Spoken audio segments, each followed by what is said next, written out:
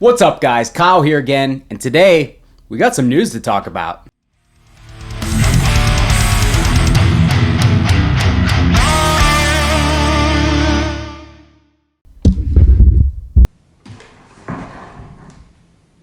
Alright guys, hope you're doing great out there today. Now yesterday I was innocently scrolling through Facebook when I happened across a post about the new EVH 5150 iconic model. This model has been rumored and talked about for months and months. There's been a lot of speculation on what it's going to include, and now as a huge 5150, I just had to talk about this because I've really been looking forward to this amp for a while. There hasn't really been much information leaked about it. There's been a lot of rumors and speculation. I even was able to grab a pixelated version of the half stack that was leaked a while back and posted it on Facebook.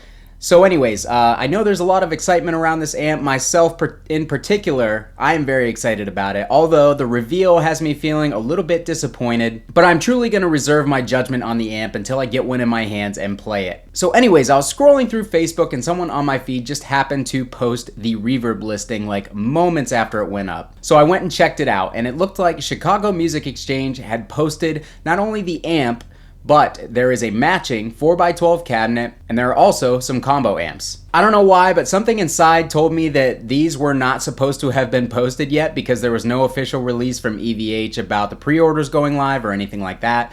So I went in and I screen capped all the amp stuff, all the cab stuff. That way we could go over it because I'm sure that these features that are put out there on these ads are accurate, so at least we know what's gonna come. Alright, so first up, let's talk about the visuals of the amp, the design. It very much looks like the old school PV5150, although the font on the 5150 logo has been changed to the same font that Eddie had on guitars. I love 5150 amps. I'm not super familiar with all of his guitar models and everything, but anyways, it matches the older 5150 style logo that you would find on one of his guitars. So for me personally, that's a strike right there because I don't think it looks as good, although I'm sure they can't use the exact same logo that PV used. Not 100% on that, but anyways. There is no backplate there, so much like the newer EVH amps, you can see directly through the grill, see all the tubes, which brings me to my next point. There are only two preamp tubes.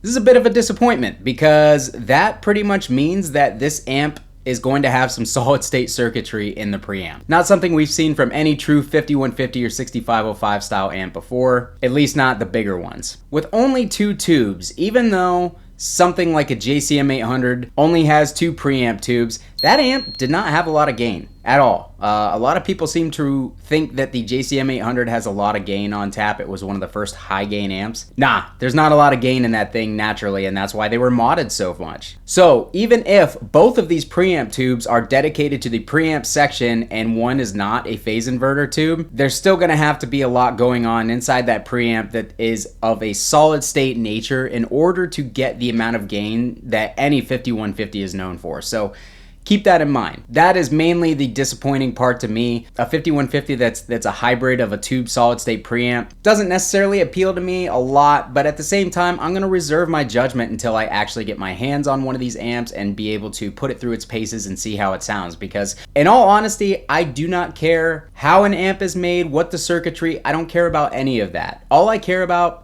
is how it sounds. If it sounds great, I really don't care about the internals at all. If it sounds, reacts, feels good under my hand, sounds great to my ears, I really don't care. So as much of a tube amp guy as I am at heart, I'm not a snob to the point where I won't play something because it has some solid state stuff going on in the preamp.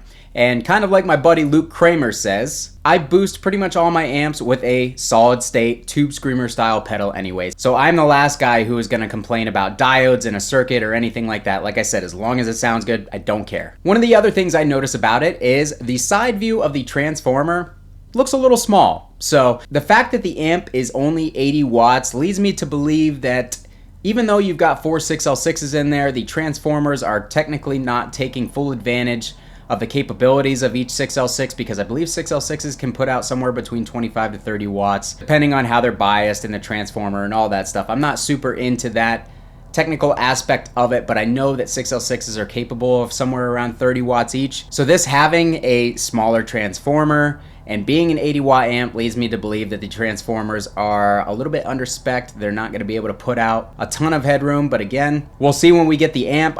You guys know that I am a champion of 50 watt amps. I really think that if a 50 watt amp is built correctly, that you shouldn't have any issues with headroom. Like I said, the only amp that I've really run into that's 50 watts that isn't loud enough for a band setting or that falls apart at a band setting is a Mesa single rectifier.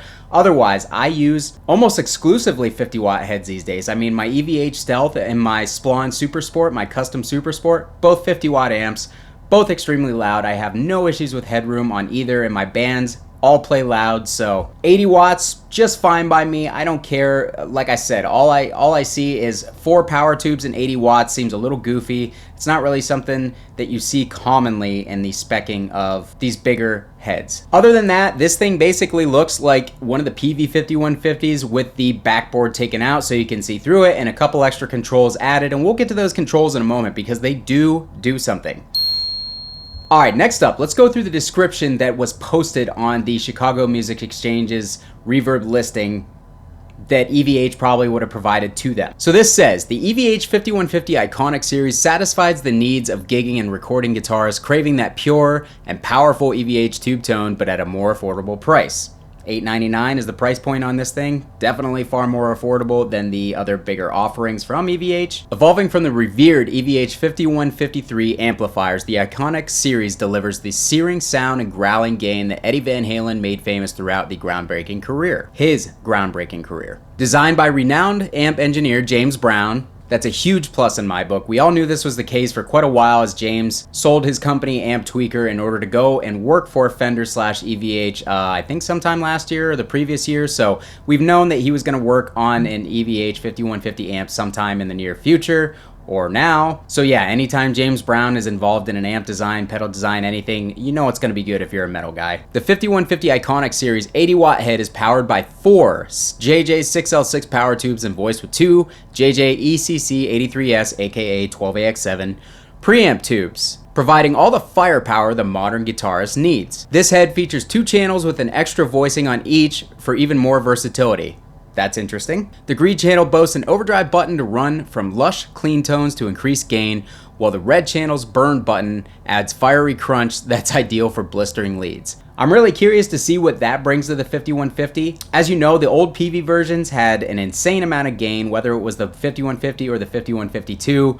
Both of them had far more gain than anyone would need, so I'm really curious to see what that burn button does to the signal. I would guess it probably just adds a little bit more gain and a little bit more compression into the preamp signal for the red channel, but I'll see once I get my hands on one. Each channel houses its own gain and volume controls, allowing for level matching the volume when switching between the clean and high gain channels. The Channel 2 noise gate's quick attack suppresses any hiss while ensuring all staccato riffing is articulate and crisp, not choked and choppy. So if that's the case, 5150s have always been known for having some noise in the preamp. They hiss even when you're not playing. Some are worse than others, and it all depends on your tubes and your electrical environment and everything else. But if this truly does gate the preamp of the amp in a way that it blocks out the hiss when you're not playing, that'll be a nice plus. The boost control allows you to add another 10 decibels of foot switchable volume to your tone.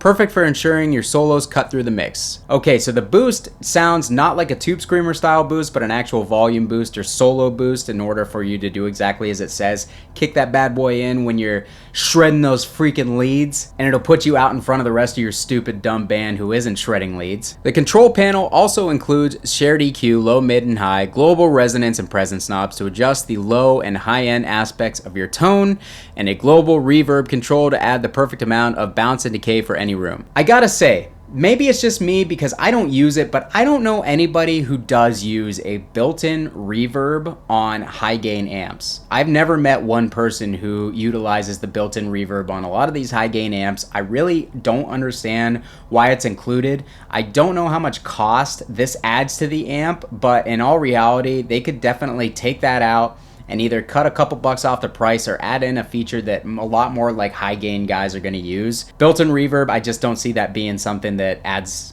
a lot of value for most of the players that are going to be buying this amp. So other features include a 2-button foot switch, effects loop, dual parallel speaker output jacks, 1/4 power switch to reduce wattage, That's a nice feature. Allowing you to crank the amp and still preserve tone without destroying your neighbor's solitude in a speaker-emulated DI XLR with power amp mute for accurate all-tube EVH tone for direct recording or using through any PA system. I don't understand why companies are doing this. I really think that they need to just have a clean out as you would find on like a 2-notes captor or something. That way you're not stuck to the one speaker that the company designed and put in there, because you may not like it and everybody's going to have a very drastically different idea of what IR is going to sound good with what amplifier. So taking the built-in speaker and just using it as a direct out from the power amp, like the 2-notes type stuff, I think is a much better move, but again, that's just my opinion. Sporting sophisticated and distinctive EVH style, the 5150 Iconic Series 80-watt head is wrapped in either black or ivory textured vinyl with a brushed aluminum front panel and black steel grille, featuring silver and black 5150 and EVH logo badges. This head is finished off with vintage-style chicken head knobs, red LED jewel indicators, and molded black plastic top handle. A high-quality fitted cover is available as an EVH accessory. It makes sense to me, and honestly, I'm happy to see that it's not a direct rip of the PV, because a lot of the speculation that was going around well before this amp was even rumored as the Iconic was that EVH had actually hired James Brown in order to make a direct rip of the PV amps that they could make in China and sell at a good price. That way they could kind of corner the market on the whole 5150 family. They would literally have the 5150 and 5152 designs from PV in-house, so you could buy them direct from EVH, as well as all of the designs that have come from EVH, the 3, 6L6, Stealth, EL34, all that stuff. So this not being an exact copy of the circuit from PV makes me feel a lot better personally, because I think that that would have just been a really bad look and would just appear to be a little bit greedy from EVH in my opinion. But all the specs are listed and you guys can pause this and screen grab it if you want, if you really want to read through these things. So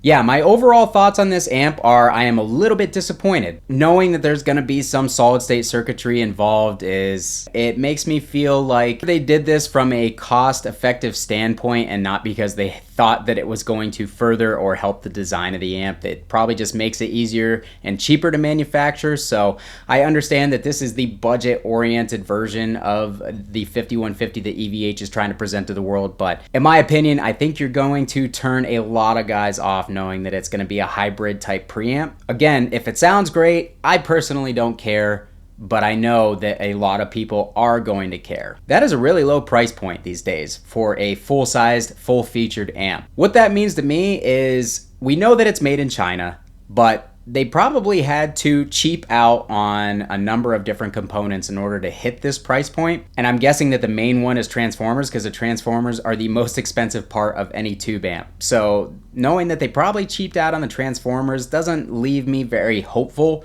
I'm hoping that they're spec'd higher than the 80 watts, much like the original 5150s.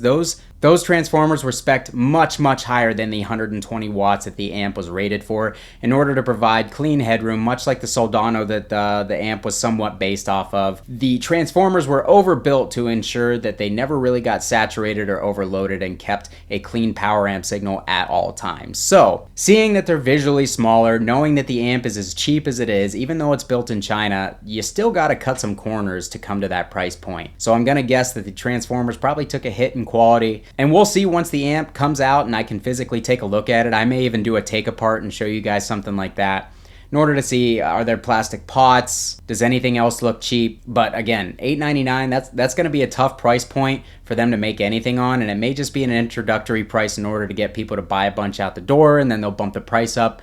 They've kind of been doing that with some of their recent products anyways, so we will see if that lasts. Okay, so also along with the amp, they released a 4x12 cab, which I happened to screen grab and get the specs off that. So here it is. It looks much like you would expect. It looks a lot like the other 5150 cabs. Looks great. I mean, it's a simple design. The 5150 logo matches the head. The EVH logo matches the EVH logo on the head. No surprise there. Now here's where things get interesting. Let's go into the specs. Before we dive into any of these specs, the first thing I'm going to tell you, this cab is priced at $499. Even if it's made in China, any cab priced at $499, you're either going to get cheap speakers, cheap wood material, or both. So let's take a look at the description for the cab. Designed to be paired with our EVH 5150 iconic 80 watt head, the 5150 Iconic Series 412 straight front speaker enclosure is the ultimate in power and performance.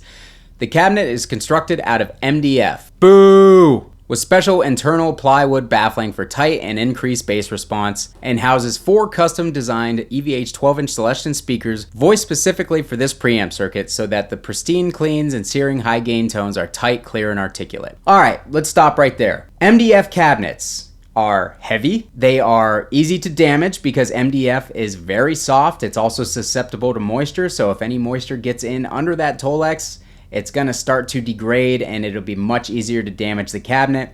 These cabs probably won't be roadworthy over time because MDF tends to deteriorate and fall apart as it gets older. The plywood baffle, yeah, that's great and all, but I mean, MDF also soaks up a lot of the frequencies that the speakers kick around. So while they're great for something like, say, PA speaker cabinets, they are not good for guitar cabinets. Part of what makes a guitar cabinet sound great is the wood that it's built from. Most guitar cabs, high-end guitar cabs, are built from Baltic birch, and some are also built from solid pine. But MDF as a primary wood for a speaker cabinet, I mean, I try to leave everything up to subjectivity, guys, but honestly, I've never played an MDF cab that sounded good no matter what speakers were in it. They always sound bassy and dull and dead. To know that this cab is made out of MDF, even with a plywood baffle, that's not really going to help it out. So that is a huge disappointing factor for me in this thing. I understand that they're going for the budget-minded guitarist, but still, that's not going to be good long term. The second thing, 4 custom voice EVH 12-inch Celestions. Now, a lot of people commented on the Facebook post that I made and said, oh, well, they have the EVH Celestion speakers in them. No, they don't. And how I know that is the EVH Celestion speakers are rated at 20 watts, although they can handle more. The total power handling of this cabinet is 160 watts, which means each speaker is going to be 40 watts RMS power handling. So, if anything, they are not exactly the same as the Celestions that come in the regular EVH 5150 cabs. And at that price point, I gotta believe, yeah, they're voiced specifically for this amp, but they're probably gonna be a cheaper speaker made from lower quality materials. Now, will they sound bad? I have no idea. Just because something is made from cheaper materials or cheaper overall doesn't necessarily mean it's gonna sound bad. I am also a champion of cheap gear that sounds great because it does exist. But knowing the price point of this cab, I can't imagine that they are going to be super high quality speakers. But again, I will absolutely reserve my judgment until I get one of these cabs in my hands to test. But just keep those factors in mind. If you're grabbing this thinking you're going to get something that's going to be similar to the $1,000 EVH 5150 cabs with the rebranded EVH Celestion, which are basically just a rebranded Celestion greenback, you're not going to get the same thing. I can tell you that right now, it's not going to be the same. Alright, sporting distinctive EVH style, the 5150 Iconic Series 412 cabinet comes in either a thick textured black or ivory vinyl covering with black grow cloth and silver and black 5150 and EVH logo badges. This cab also has a parallel speaker input jack, 2 recessed side-mounted steel bars, and removable EVH pop-out casters. High quality fitted covers available as an EVH accessory. So yeah, that last line is basically all the standard stuff you would expect from any other cab. So in reality, you're talking about an amp that costs $899 and a cabinet that costs $499. So $1,400 before tax for this entire half stack. If it's good, that is like the value of the century. You're gonna have a hard time beating that in today's market, especially with the recent prices of everything going through the roof, even new stuff. The prices have been jacked up on a lot of new items, so that is absolutely a bargain. Now, here's my opinion of what you're gonna get. The amp very well could sound great. Number one, James Brown being involved, that's a big deal to me. The guy knows what he's doing when it comes to tube amp design, so I have faith that he made a circuit that incorporates both a tube and solid state style preamp hybrid, because he did the amp tweaker pedals and everybody gave rave reviews about his tight metal pedals and a lot of the other stuff that he did. So the man knows solid state, he knows tube amps. Can he combine those to make a great sounding amp? I believe he's capable of it, and I don't believe that he would want to put his name on it if he didn't. The other thing is EVH. Before Eddie's passing, Eddie would personally sign off on every piece of gear that had the 5150 logo attached to it. And if it didn't live up to his spec, he wouldn't allow it to be released, ensuring that it lived up to his standards, which we know are very high. With Eddie being gone, I've spoken to some people who have some inside information that Eddie never wanted production to move to China. He was always actively fighting against it. When he was with PV, he was actively fighting against them sending any of the 5150 stuff overseas to be made in Korea or Japan or anything like that. And even though he finally broke with the EVH Fender stuff and moved some of their production overseas or in Mexico, he was adamantly against sending any production over to China. So knowing that this amp is made in China, I don't know if he knew that that was going to happen before he passed, because something like this doesn't just pop up. It had to have been in development for quite a while, so I'm sure that he was aware of a lot of this design at the time of his passing. And again, I don't think that anyone at EVH would sign off on this thing if it was a pile of crap, if it didn't live up to expectations of what the 5150 name means. So in that regard, I have high hopes for it. I think that the amp has a great chance of sounding fantastic and meeting a great price point to boot. I hope that it lives up on the reliability side of things. I'm gonna guess it's gonna be heavy because the head shell is probably gonna be made out of MDF as another cost-cutting measure to keep that price low. But yeah, I don't have as high hopes for the amp as I did, but I'm thinking that the amp will impress me more than the cab. I really don't expect much from this cabinet. As soon as Sweetwater gets both of these up for pre-order, I'm going to pre-order both of them. I'm going to get them on the channel as soon as I possibly can, because I know you guys are going to be curious about my thoughts on them. Me being a huge 5150 fan from the start of my playing all the way till now. And I have just about every 5150 in-house, so I can do lots of comparison videos with the new amp. I'm gonna order the cab, but I'm not expecting to like it. And I hope that it proves me wrong. I hope that they somehow voice these speakers to work well with MDF construction to make the amp or the cab sound a little bit more lively, but I'm not gonna hold my breath. So yeah, what do you guys think? What does this leaked information mean to you? Is it meeting expectations? Is it kind of what you guys expected based on previous image leaks and previous information that's been passed around the internet?